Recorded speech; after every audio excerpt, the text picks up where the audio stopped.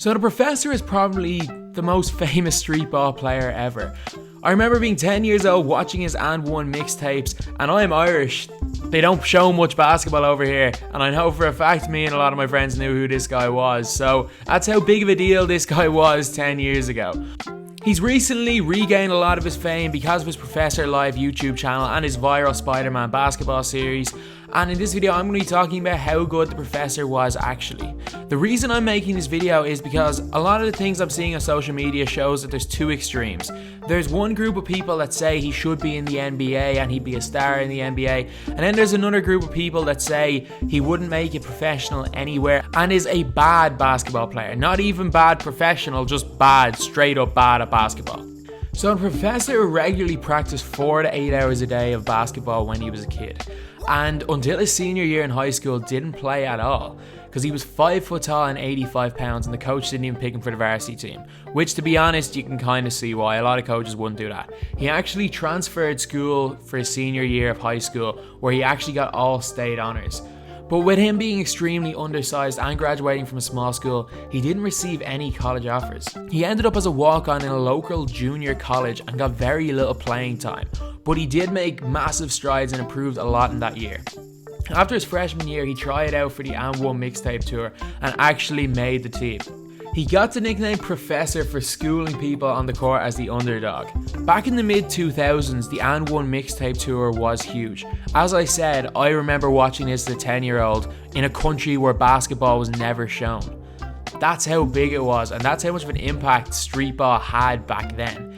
After the And One mixtape tour kind of died out, he went to acting, where he was actually in semi-pro. Yep, he was the opposing point guard for the San Antonio Spurs in the last game, and he also starred in his own movie, BALL Don't Lie. But after that, his fame kind of died down, but he rose to fame again with his viral video in 2013, Spider-Man Basketball. That video has over 35 million views at the time of this video, and his YouTube channel, The Professor Live, has 1.7 million subscribers and has gotten over 350 million views. The Professor has over 1 million followers on every form of social media and is arguably the most famous basketball player that's never played in the NBA. But the question is, how good was the Professor? Is the Professor good enough to play in the NBA, or was he ever good enough to play in the NBA? No. Straight up, no. The Professor is extremely undersized, and while he's a great shooter and great ball handler, he's not incredibly athletic, and to be honest, if he could have played in the NBA, he would have. Is he good enough to play, or was he ever good enough to play in any of the major leagues in Europe? Or in any other country? Probably not. Probably not. But the thing is, even though obviously from these clips you can see he carries the ball a lot with his dribbling, he does a lot of things that are illegal in refereed basketball games. The thing is, he's still one of the best ball handlers in the world, and I'm fully convinced that if he wanted to, he could adapt his dribbling so that he wouldn't carry the ball so much. And I do think that the Professor is a good enough basketball player to play professionally somewhere. But the thing is, the leagues where he's good enough to play professionally, he'll be earning whatever, $250 a week, maybe $20,000 a year at most. But the thing is, the Professor has an estimated net worth of over $500,000, which is so much more than he would have had as a regulated basketball player. He had a 13-year professional streetball career. He got to play in over 40 countries. And even today, he still plays in exhibition games. He gives clinics to young people and still posts videos on YouTube that a lot of the time get millions of views.